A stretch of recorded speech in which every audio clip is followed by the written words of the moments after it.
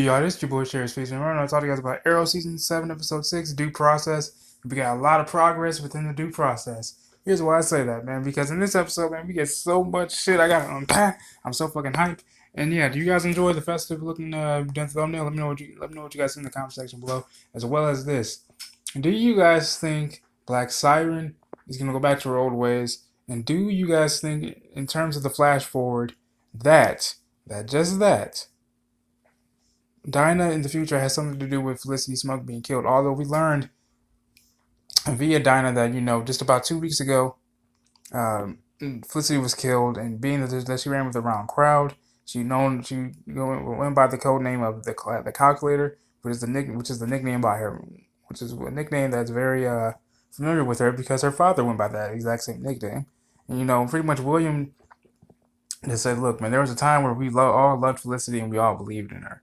Maybe that time is gone, but they're pretty much gonna just track down the last person that Felicity was in contact in the flash forward, who happens to go by the code name Black Star. As if that's not ominous as enough. But anyways, throughout the episode, man, there's a lot of stuff going down. Felicity's still struggling with, or I should say, in conflict with going bad and staying good, going bad and staying good."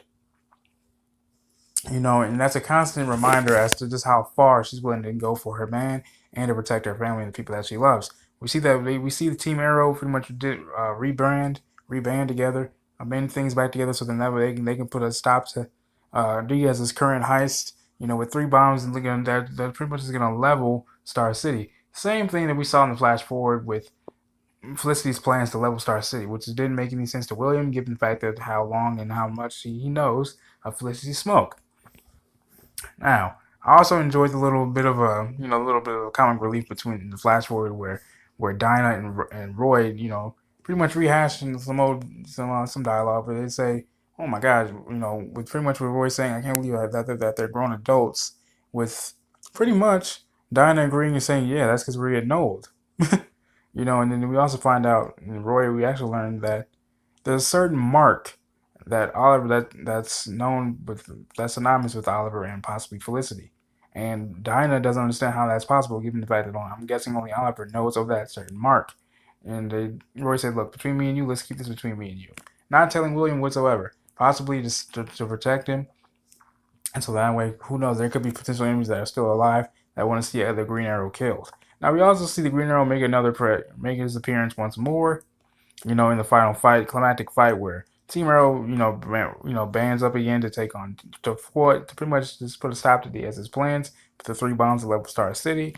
And he even kicks the shit out of Ricardo Diaz. Ricardo Diaz is like, "No way." He gets his ass kicked by the second generation Green Arrow. So that means he got his ass handed to him by the Green Arrow, the father, Green Arrow Senior, and now Green Arrow Junior. God damn, Ricardo. And here I thought all that damn super soldier serum, fake ass super soldier serum, made you all fucking strong. Nah, bitch.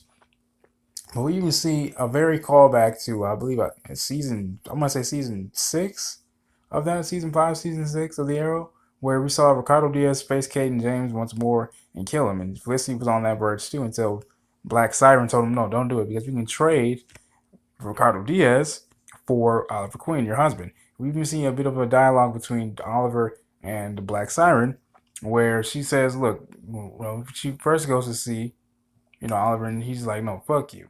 I know who the real you.'"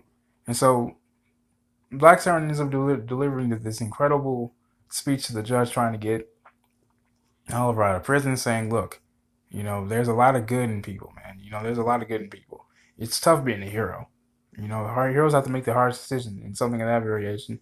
And, the judge says, "Look, even though that is true, fuck the guy. He's staying in prison." So we get to see what happens next weekend because there's a big ass fight. There's a big ass riot.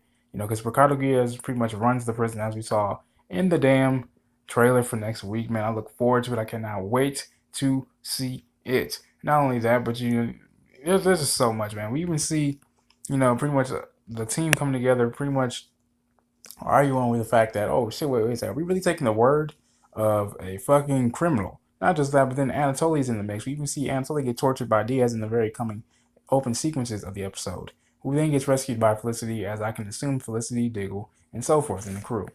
But then they actually pretty much just kicked Laurel out of the group and put Anatoly in because he has more information to provide on his end a little bit. So he goes to see, so Anatoly goes to see an old colleague of his, ex KGB, Peter Laslavsky. He actually ends up getting fucking 2 bullets in his chest because Felicity tasks Anatoly with putting in a flash drive to download some, process some data as to what Ricardo Diaz wants with this guy in particular. When we actually turns out to be those 3 bombs that were about to detonate in Level Star City. Anatoly goes off to Maltese and lives a happy, quiet life. This has been your boy, Sheriff Speaks, man. I hope you guys enjoyed the video. Like I said, man, let me know what you guys think about the thumbnail. Is it a little bit too festive, too green, or anything just for comical relief? And also, but no, and then serious note, here's what I really want to know. Do you guys think Dinah is evil? Just let me know in the comments below. And also, what do you think Stanley had to do with this too? Because we saw, Turner go down into the hole, and we see Oliver said, Stanley, how did you know about, Turner killing, the guard when you were in the hole? And Stanley's like, well, I just heard about it.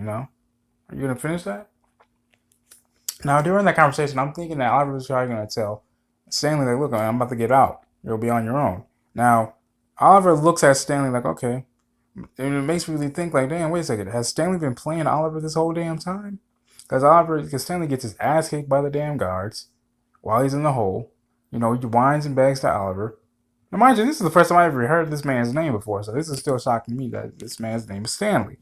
Now, and I'm really thinking maybe Stanley is a double agent here. Maybe he's a mole.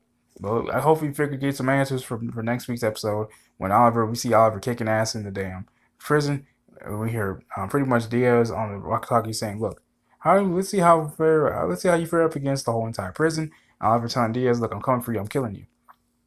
Another thing I want to know too is I like the little comic relief effort that Felicity gave Anatoly for Maltese. He says all you need is an American accent, and so Anatoly looks at his passport and it says Jason Brown. For those that don't know, that's a play on Jason Bourne, it's an ex-CIA operative who doesn't know who the hell he is and kicks ass. It's a great action franchise if you're into action movies and that sort of thing in genre. This has been your boy Cherry Series for real this time.